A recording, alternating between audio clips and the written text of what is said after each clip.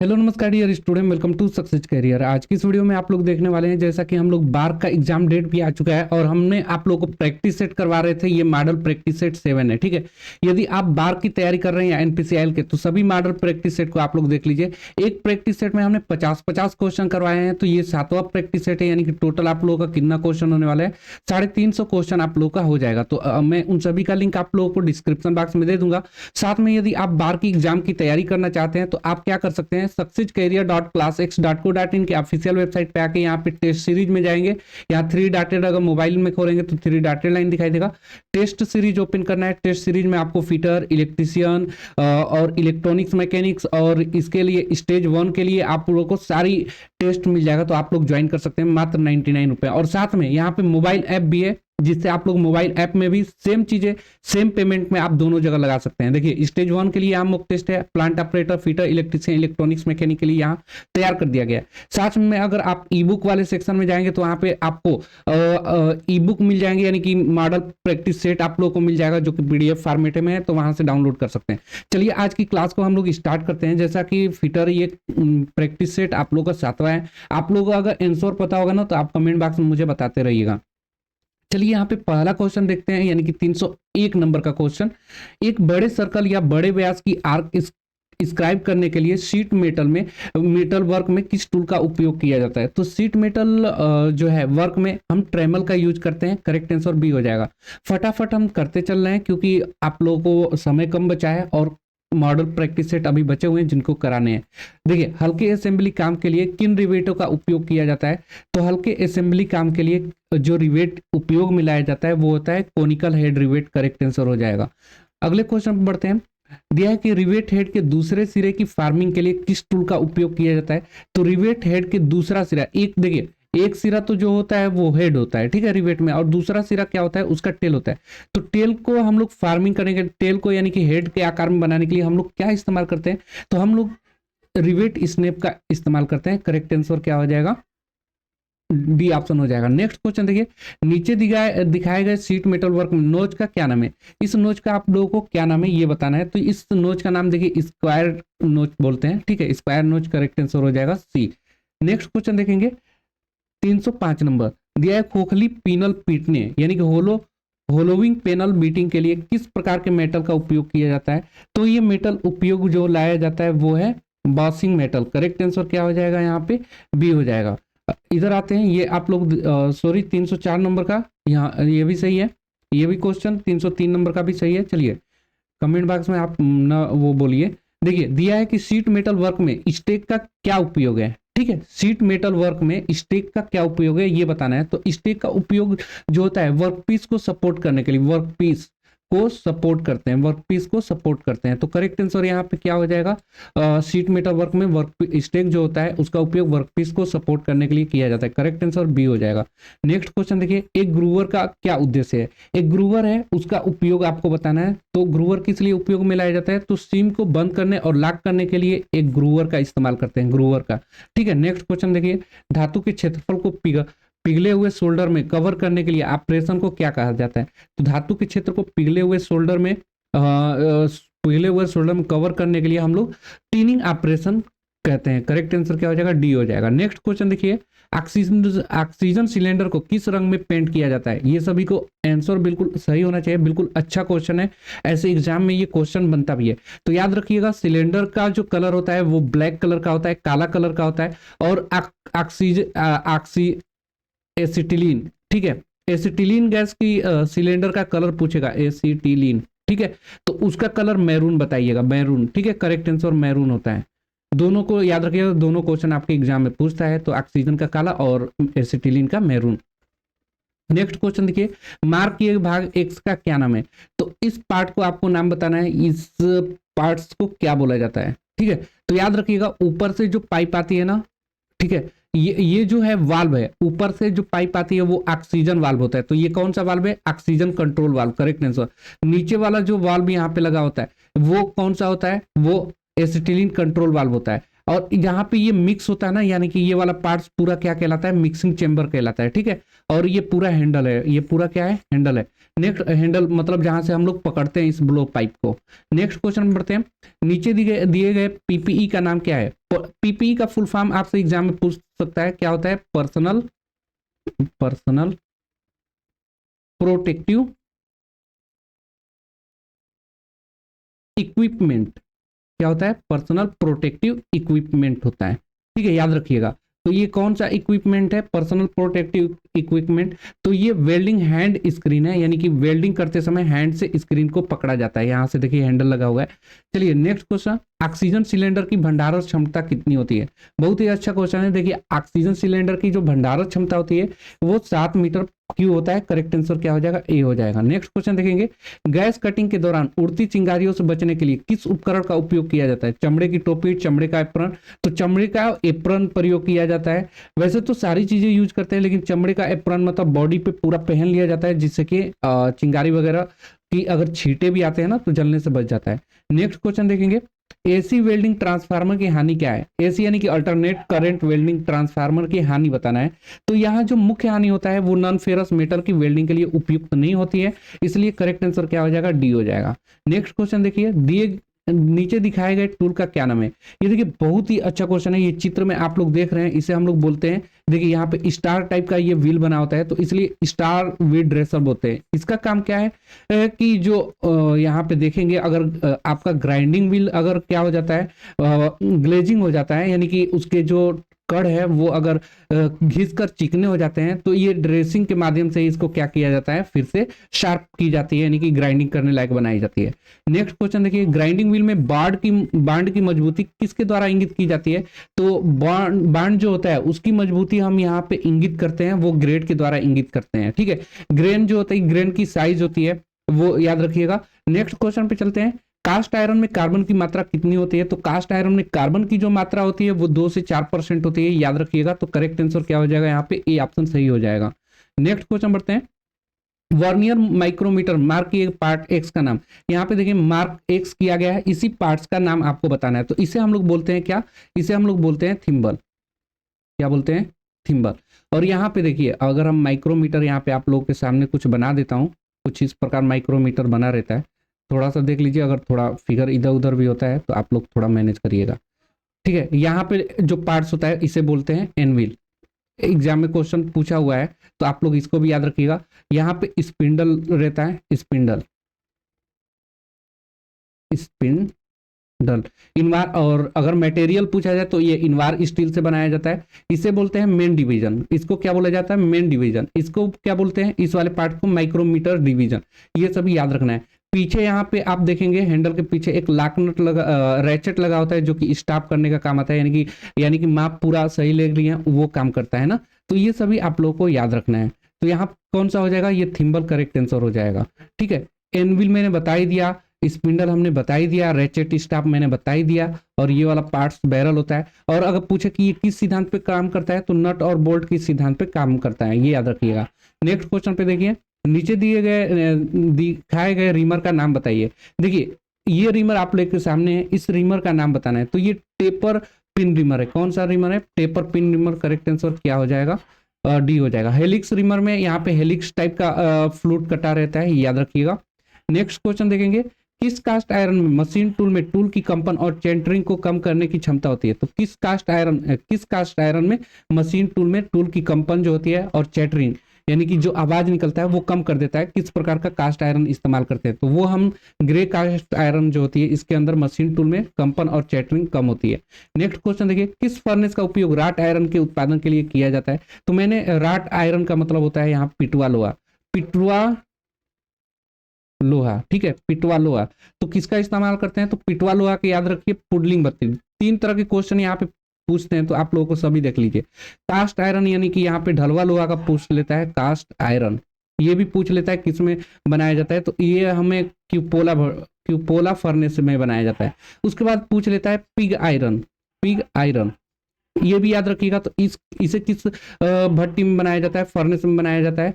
तो इसे हम लोग ब्लास्ट फर्नेस में तैयार करते हैं, ब्लास्ट फर्नेस। तो तीनों आप लोगों को याद रखना है। तो यहाँ पे कौन सा है, राट आयरन का उपयोग हम लोग फूडलिंग फर्नेस में करते हैं, करेक्ट आंसर सी हो जाएगा। नेक्स्ट क्वेश्चन, जिंक निकालने के लिए किस कच्चे धातु का उपयोग करते हैं? जिंक, जिंक किसका अयस्क है, एक तरह से ये पूछ सकता है। तो कैलेमाइन का अयस्क है, कैलेमाइन से ही हम लोग जिंक निकालने का काम करते हैं, ठीक है, कच्चे धातु से। गैलेना से क्या निकाला जाता है? तो लीड निकाला जाता है, सीसा निकाला जाता है, बक्साइट से एल्युमिनियम निकाला जाता है। ये तीनों आप लोगों को याद रखना है। नेक्स्ट क्वेश्चन देखिए, नीचे दिखाए गए टूल का नाम। ये देखिए टूल्स आपको दिखाया गया है, ये क्या है, एक प्रकार का ड्रिल है, जो कि आप लोगों को इसका नाम बताना है किस प्रकार का है। तो ये पायलट के साथ काउंटर सिंक किया गया है, ठीक है, करेक्ट आंसर क्या हो जाएगा, डी ऑप्शन सही हो जाएगा। नेक्स्ट क्वेश्चन देखिए, एक रीमर का कौन सा भाग चिप्स निकालने के लिए डिजाइन किया जाता है? तो आपको पता है जो फ्लूट होती है ना, ये ऐसा डिजाइन किया जाता है कि कटिंग के साथ साथ ये फ्लूट्स को भी फ्लूट्स के माध्यम से जो कटिंग चिप्स है वो बाहर आए, ठीक है, करेक्ट आंसर क्या हो जाएगा, यहाँ पे बी ऑप्शन सही हो जाएगा। नेक्स्ट क्वेश्चन देखिए, नीचे दिखाए गए ऑपरेशन का नाम बताएं। सबसे पहले देखिए यहाँ पे सबसे पहले ना एक ड्रिल की गई है, और ड्रिल के अब इस ड्रिल को फिर से क्या किया जा रहा है, इस ड्रिल के छिद्र के आकार को बढ़ाया जा रहा है। तो यहाँ पे कौन सा ऑपरेशन किया जाता है? काउंटर बोरिंग के माध्यम से पहले से छिद्र की गई व्यास को या छिद्र को, होल को, उसके साइज को बढ़ाने के लिए, यानी कि व्यास को बढ़ाने के लिए काउंटर बोरिंग करते हैं। करेक्ट आंसर क्या हो जाएगा, डी हो जाएगा। नेक्स्ट क्वेश्चन देखिए, किसी थ्रेड की दो साइडों को जोड़ने वाली टॉप सतह को क्या कहते हैं? देखिए किसी थ्रेड की, मान लीजिए ये थ्रेड है, ठीक है, किसी थ्रेड, ये मैंने थ्रेड आप लोगों के सामने बना दिया, आप लोग थोड़ा सा गौर से देखेंगे ना तो समझ जाएंगे, ठीक है। अब बोला जा रहा है, मान लीजिए कि ये बोल रहा है, ठीक है, ये थ्रेड है, थोड़ा सा देख लीजिएगा, इधर उधर फिगर बन गया है। तो अब देखिए इस थ्रेड में दो साइडों को जोड़ने वाला, दो साइड कौन सा है, ये और ये साइड और ये साइड, दो साइडों को जोड़ने वाले टॉप सतह को, टॉप सतह मतलब ये, इसको क्या बोलते हैं? तो इसे हम लोग बोलते हैं क्रेस्ट। क्या बोलते हैं? क्रेस्ट बोलते हैं। रूट किसे बोलते हैं? तो दो साइडें जो नीचे की तरफ जोड़ती है यहाँ पे, यानी कि इस वाले बिंदु को, तो इसे हम लोग बोलते हैं रूट। दोनों को याद रखिएगा। इसको हम लोग साइड बोलते हैं, यानी कि फेस बोलते हैं, फेस। पिच किसे बोलते हैं? देखिए मैंने आपको रूट बता दिया, क्रेस्ट बता दिया, फ्लैंक, फ्लैंक देखिए इसी पार्ट को फ्लैंक बोला जाता है, ठीक है, फेस वाले पार्ट को। उसके बाद पिच क्या होता है? तो देखिए एक दांतों से दूसरे दांतों के बीच की दूरी, यानी कि क्रेस्ट से क्रेस्ट के बीच की दूरी को पिच कहते हैं, या रूट से रूट के बीच की दूरी को क्या कहते हैं? पिच कहते हैं, याद रखिएगा। तो यहाँ देखिए दो साइडों को जोड़ने वाली टॉप सतह को क्या कहते हैं? क्रेस्ट कहते हैं। करेक्ट आंसर बी हो जाएगा। नेक्स्ट क्वेश्चन देखिए, वर्नियर माइक्रोमीटर मार्क किए गए भाग एक्स का नाम बताना है। यहाँ पे देखिए ये मार्क्स एक किया गया है, इसे हम लोग क्या बोलेंगे? तो माइक्रोमीटर में ये डिवीजन जो की गई है इसे हम लोग बोलते हैं वर्नियर डिवीजन। करेक्ट आंसर क्या हो जाएगा? वर्नियर डिवीजन करेक्ट आंसर हो जाएगा। बाकी आप लोगों को पता है इसे हम लोग थिम्बल बोलते हैं, ठीक है, इसे हम लोग बैरल बोलते हैं, इसे हम लोग डेटम लाइन बोलते हैं, ठीक है। तो ये सारी चीजें मैंने नोमेनक्लेचर बता ही दिया। बाकी पीछे मैंने माइक्रोमीटर में पूरा एनविल और स्पिंडल को भी दिखाया है। नीचे देखिए 28 नंबर का क्वेश्चन देखिए, टेलीस्कोपिक गेज में मार्क किए गए भाग एक्स का नाम बताना है। ये देखिए मार्क एक्स यहाँ पे किया गया है और ये आपके सामने टेलीस्कोपिक गेज दिखाया गया है। इसका आंसर क्या हो जाएगा? तो इसका जो देखिए टेलीस्कोपिक ये लेग है, ये क्या है? टेलीस्कोपिक लेग है। करेक्ट आंसर क्या हो जाएगा? डी हो जाएगा। नेक्स्ट क्वेश्चन देखेंगे, नीचे चित्र में टूटे स्टड को निकालने के लिए कौन सी विधि अपनाई गई है? ये देखिए ये स्टड है जो कि क्या हुआ है? टूट गया है कहीं पे, और इसे निकालने के लिए विधि जो यहाँ पे दिखाई गई उसे क्या बोलते हैं? तो इसे बोलते हैं इजी आउट, ठीक है, इजी आउट करेक्ट आंसर हो जाएगा। इसमें क्या होता है कि स्टड में थोड़ी सी ड्रिल करके और इस पार्ट्स को लगाते हैं, जो कि ये क्या करता है?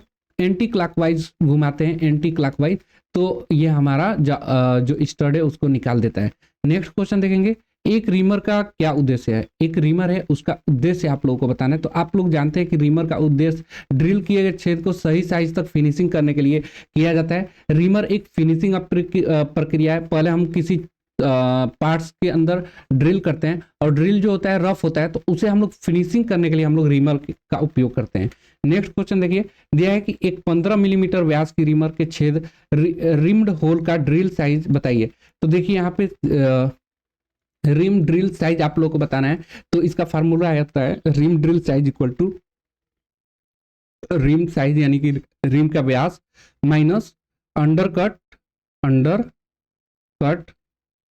प्लस ओवर कट, ये फार्मूला होता है। इसी से हम लोग क्या निकालते हैं? रीमर की ड्रिल साइज निकालते हैं। तो अब देखिए रीमर की जो साइज है, रीमर साइज यानी कि इसका व्यास होता है, डायमीटर कितना दिया हुआ है? तो 15 mm दिया हुआ है, माइनस अंडर कट यहाँ पे देखिए 12 से 20 तक, 20 mm तक जो व्यास होता है ना, यहाँ पे आप लोग को याद रखिएगा इतना mm तक जो व्यास होता है रिमर का, उसमें जो अंडर कट दिया जाता है वो 0.2 का दिया जाता है। तो यहाँ पे क्या हो जाएगा 0.2 प्लस ओवर कट कितना दिया जाता है तो 0.05 दिया जाता है। अब दोनों को जोड़ लीजिए, देखिए 15 माइनस इन दोनों को जोड़ेंगे तो क्या हो जाएगा 0.25 और इसे हम लोग घटाएंगे तो कितना हो जाएगा 14.75 mm। यानी कि जो रिमर की ड्रिल साइज है, जो छेद की रिम होल का ड्रिल का साइज है वो कितना आ रहा है 14.75 mm आ रहा है, 14.75 mm।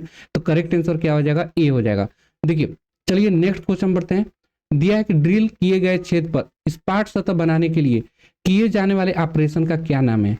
ड्रिल किए गए क्षेत्र पर स्पाट सतह को बनाने के लिए किए जाने वाले ऑपरेशन का नाम बताना है। तो यहाँ कौन सा ऑपरेशन किया जाता है तो वो स्पॉट ऑपरेशन फेसिंग की जाती है, यही करेक्ट आंसर हो जाएगा। नेक्स्ट क्वेश्चन देखिए, यहाँ पे नीचे दिखाए गए वर्नियर माइक्रोमीटर की रीडिंग बताना है।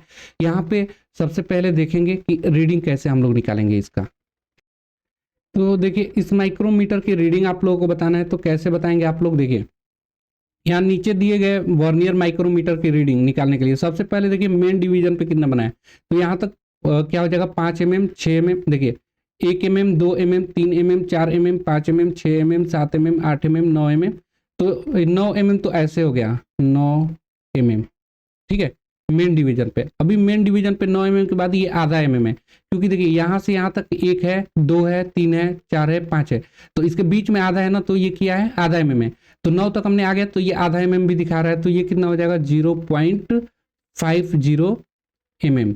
उसके बाद ये देखिए यहाँ पे वर्नियर माइक्रोमीटर की डिवीजन दिया हुआ है, तो टोटल 50 डिवीजन होती है, तो 45 के बाद 46 से कुछ अधिक होता है, 46 से अधिक है और 47 से क्या है कम है, क्योंकि ये डेटम लाइन से जो मिलता है वही लाइन लेते हैं। यहाँ पे लाइन एकदम ये बीचों बीच जा रहा है, ये क्या जा रहा है बीचों बीच जा रहा है, जो कि नहीं है, तो डेटम लाइन हम यहाँ पे नहीं मिल रहा है। 45 के बाद 46 और 47 के बीच में आ रहा है, तो हम या तो 47 मान लें या 46 मान लें, ये ध्यान रखिएगा। अब देखिए हम उस पर ले रहे हैं तो उसको 46 मान लीजिए, अगर ले रहे हैं 46 गुणे एक डिवीजन का मान, यानी कि वर्नियर माइक्रोमीटर पे एक डिवीजन का मान 0.01 होता है, तो कितना हो जाएगा 0.46 mm हो जाएगा ये। या हम यहाँ पे 47 लेते हैं ना, याद रखिएगा बीच में है, तो हम 47 लेंगे तो 47 हो जाएगा। फिर हम इसको जोड़ लेते हैं तो ये क्या हो जाएगा 46। अब सबको जोड़ दीजिए तो क्या हो जाएगा 9 ठीक है, ये वाला ऑप्शन सही होगा। तो ये वाला ऑप्शन किस में आ रहा है, देखिए इस वाले ऑप्शन में आ रहा है ना, बाकी ये तो नहीं आ रहा है।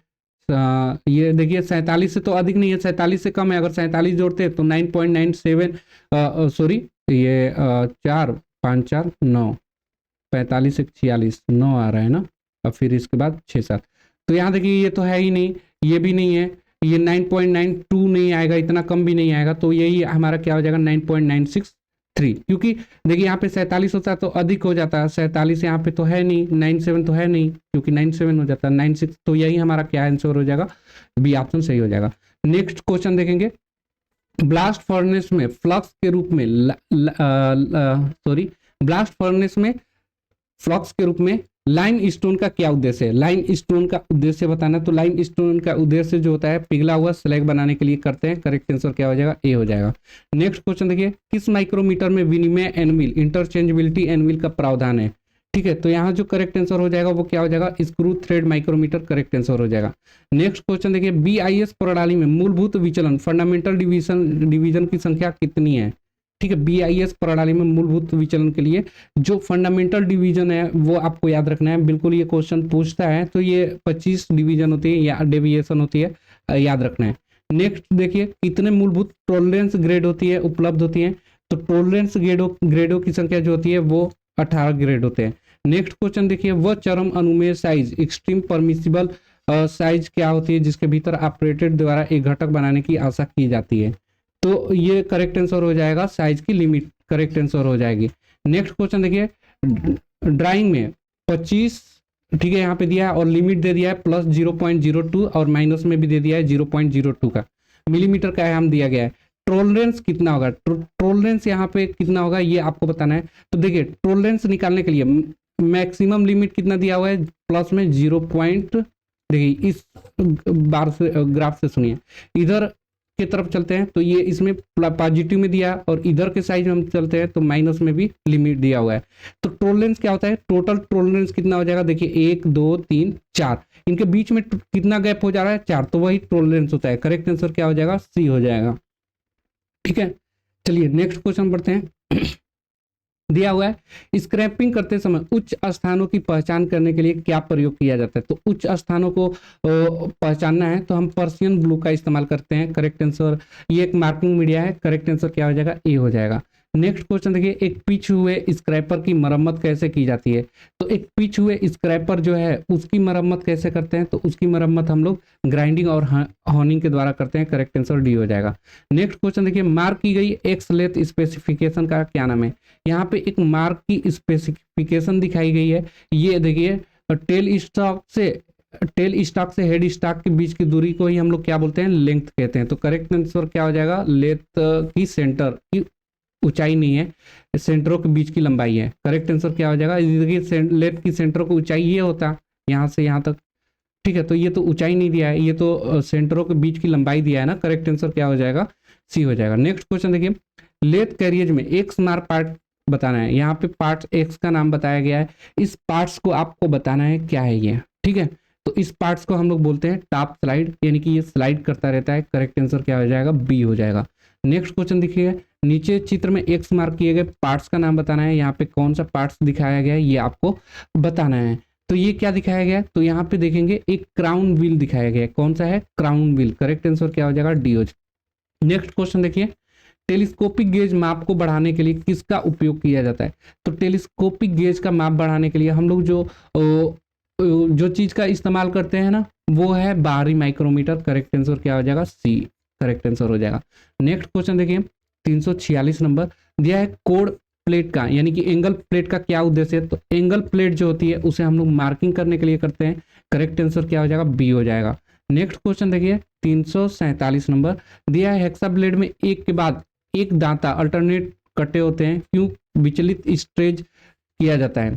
ठीक है, तो फ्री कटिंग एक्शन के लिए अल्टरनेट टीथ को विचलित यानी कि स्टेगर्ड किया जाता है। करेक्ट आंसर क्या होता है, फ्री कटिंग करे इसलिए स्टेगर्ड किया जाता है। नेक्स्ट क्वेश्चन देखिएगा, दिया है एक ट्विस्टेड ड्रिल काटती नहीं है, इसका कारण क्या हो सकता है। यानी कि एक ट्विस्ट ड्रिल है वो कटिंग नहीं कर रही है, यानी कि ड्रिल ही नहीं कर रही है, तो वहां पे इसका कारण क्या हो सकता है। तो इसका कारण देखिए, क्लियरेंस कोड बहुत छोटा होगा ना, क्लियरेंस कोड बहुत छोटा होगा तो वो कटिंग नहीं करेगा। तो करेक्ट आंसर क्या हो जाएगा, क्लियरेंस कोड बहुत छोटा होता है। नेक्स्ट क्वेश्चन देखिए, दिया है वह धातु जोड़ने की कौन सी प्रतिक्रिया है जो 450 डिग्री से कम तापमान पर की जाती है। तो याद रखिएगा, यहाँ पे देखिए वेल्डिंग तो वैसे ही निकाल दीजिए। वेल्डिंग की क्रिया होती है ना जो 3000 डिग्री सेल्सियस से अधिक ताप पे होता है, यानी 3000 प्लस डिग्री सेल्सियस तब होगा। अब यहाँ पे दो ऑप्शन बचा है, या तो ब्रेजिंग होगा या सोल्डरिंग होता है। इसमें याद रखिएगा, सोल्डरिंग जो ऑपरेशन होता है 450 डिग्री से कम तापमान पर की जाती है। ब्रेजिंग थोड़ा इससे लगभग 750 डिग्री से 1300 डिग्री के आसपास ये किया जाता है, तो ये याद रखिएगा। नेक्स्ट क्वेश्चन चलते हैं 350 नंबर पे, एक गतिशील सील यानी कि डायनेमिक सील क्या है, ये आपको बताना है। एक डायनेमिक सील क्या होता है, तो वो ओ रिंग होता है। करेक्ट आंसर क्या हो जाएगा, आपका ए हो जाएगा।